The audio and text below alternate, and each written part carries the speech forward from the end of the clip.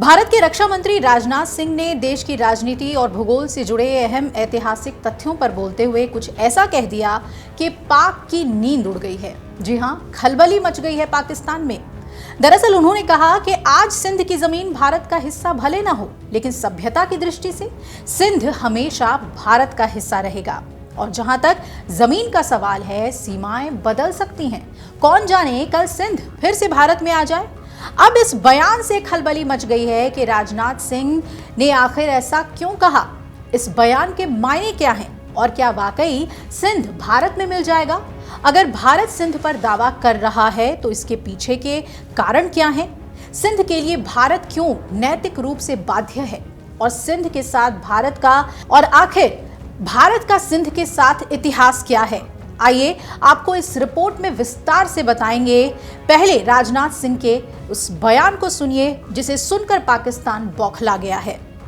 और मैं यहां पर आदरणीय लाल कृष्ण आडवाणी जी का भी जिक्र करना चाहता हूं। हमारे नेता थे, आज हैं। आडवाणी जी ने अपनी एक पुस्तक में लिखा है कि सिंधी हिंदू और विशेषकर उनकी पीढ़ी के लोग अभी भी भारत से सिंध को अलग करने की बात को स्वीकार नहीं कर पाए हैं। न केवल सिंध में बल्कि पूरे भारत में हिंदू सिंधु नदी को पवित्र मानते थे। सिंध के कई मुसलमान भी मानते थे कि सिंधु का जल मक्का के आबे जमजम से कम पवित्र नहीं है। यह मैं उनका कोट बतला रहा हूं, यह आडवाणी जी का कोट है। आज सिंध की भूमि, मेरे बहनों भाइयों, यह भारत का हिस्सा भले ही न हो, लेकिन सभ्यतागत रूप से सिंध हमेशा भारत का हिस्सा रहेगा। और जहां तक जमीन की बात है तो बॉर्डर्स तो बदल सकते हैं, क्या पता कल को सिंध भारत में फिर से वापस आ जाए। लेकिन सिंध के हमारे लोग लेकिन सिंध के हमारे लोग जिन्होंने सिंधु नदी को पवित्र माना है, हमेशा हमारे वो अपने रहेंगे, वो चाहे कहीं भी हों, हमेशा अपने रहेंगे। तो आपने सुना, उन्होंने कहा कि मैं यहां लाल कृष्ण आडवाणी का भी जिक्र करना चाहूंगा। उन्होंने अपनी एक किताब में लिखा है कि सिंधी हिंदू, खासकर उनकी पीढ़ी के लोग अभी भी सिंध के भारत से अलग होने को स्वीकार नहीं कर पाए हैं। सिर्फ सिंध में ही नहीं बल्कि पूरे भारत में हिंदू सिंधु नदी को पवित्र मानते हैं। और सिंध के कई मुसलमान भी ये मानते थे कि सिंधु नदी का पानी मक्का के आबे जमजम से कम पवित्र नहीं है। राजनाथ का ये दावा यूं ही नहीं आया है। उन्होंने अपने दावे के पीछे के इतिहास और कारण भी गिनाए हैं, जिससे कि ये साफ होता है कि सिंध से भारत हमेशा जुड़ा हुआ रहा है। पाकिस्तान के विदेश मंत्रालय ने इस पर तत्काल प्रतिक्रिया जरूर दे दी और कहा कि सिंह के बयान को हम खारिज करते हैं। और पाकिस्तान के प्रवक्ता ने कहा कि यह भारत की विस्तारवादी सोच का सबूत है जो क्षेत्रीय शांति को खतरे में डालता है। वहीं सिंध के एक प्रमुख नेता ने इस बयान का स्वागत किया और कहा कि सिंधी लोग हमेशा भारत की ओर आकर्षित रहे हैं। भारत के सिंधी समुदाय ने भी इस बयान का समर्थन कर दिया है और उन्होंने इसे खोई हुई धरोहर की पुकार बताया है। अब आइए जानते हैं कि क्यों भारत सिंध पर दावा करता है। तो दरअसल इसके लिए हमें विभाजन के वक्त जाना पड़ेगा। इतिहास में विभाजन के बाद भले ही सिंध भौगोलिक दृष्टि से पाकिस्तान के पास चला गया, लेकिन उसका दिल भारत के लिए आज भी धड़कता है। हमारा राष्ट्रगान से 2005 में जब सिंध नाम हटाने की मांग की गई, तब सुप्रीम कोर्ट ने कहा कि सिंध शब्द केवल भौगोलिक स्थान से जुड़ा हुआ नहीं है, क्योंकि यह शब्द भारत और सिंधी सांस्कृतिक पहचान से पूरी तरह से जुड़ा हुआ है। सिंधु नदी को पश्चिमी देशों में इंडस रिवर के नाम से जाना जाता है, जो इंडिया यानी भारत की नदी पर रखा गया नाम है। अब राजनाथ ने कहा कि सिंध हिंदू कभी भी पाकिस्तान के साथ पूर्ण एकीकरण को स्वीकार नहीं कर पाए और वो हमेशा भारत की ओर देखते रहे। वहीं उन्होंने अपने तर्क को मजबूत करते हुए ये भी कहा कि ऋग्वेद में सिंधु का उल्लेख है और महाभारत में सिंधु राजा जयद्रथ की कहानी सिंध की गहराई बताती है। इसके अलावा सिंधी भाषा और लोकगीत जैसे सिंधु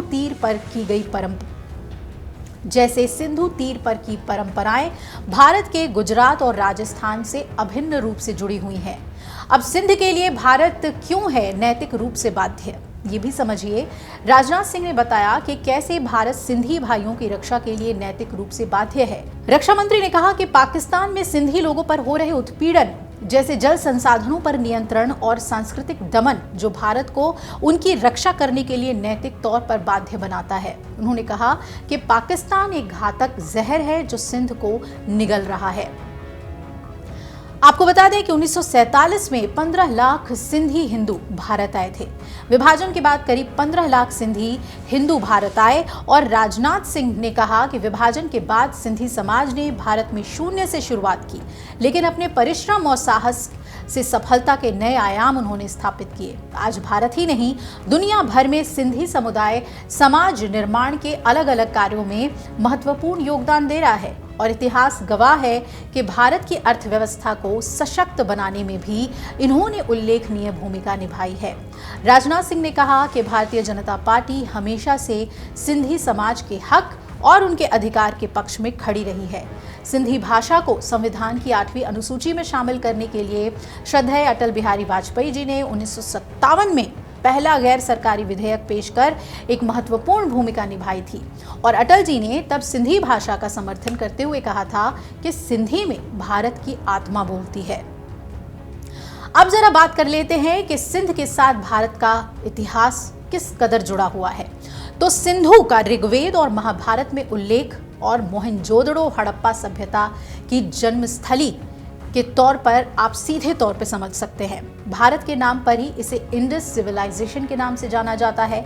भारत की मूल पहचान की गहरी जड़ें सिंध से जुड़ी हुई हैं और ये भारत की सबसे पुरानी नगरीय सभ्यता मानी जाती है।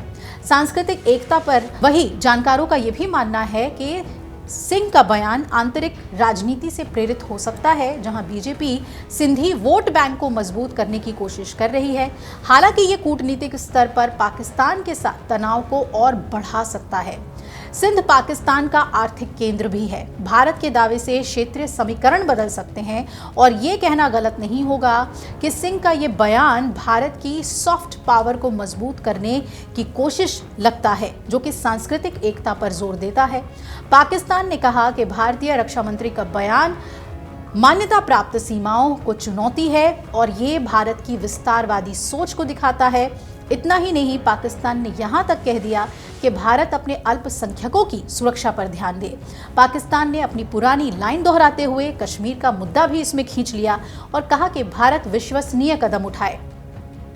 ये वही पुरानी रणनीति है जिसे पाकिस्तान अक्सर भारत पर आरोप लगाने के लिए इस्तेमाल करता रहता है और हर मुद्दे की तरह इस बार भी एक सांस्कृतिक टिप्पणी को पाकिस्तान ने अंतर्राष्ट्रीय कानून, सीमा विवाद और कश्मीर जैसे मुद्दे से जोड़ने की कोशिश की है। पाकिस्तान बौखलाया हुआ है, लेकिन सच तो ये है कि वहाँ पाकिस्तान में सिंध प्रदेश के लोग इस बयान का स्वागत कर रहे हैं और ये इशारा करता है कि सिंध का भारत के साथ क्या जुड़ाव है और राजनाथ सिंह के ये जो बयान हैं वो कितने अहम हैं। अब आगे पाकिस्तान इस पर और कितना हाय तौबा करता है ये भी देखना बहुत अहम होगा। अगर आप ये वीडियो YouTube पर देख रहे हैं तो हमारे चैनल को सब्सक्राइब कर बेल आइकन दबाएं और Facebook पर देख रहे हैं तो हमारे पेज को लाइक करें।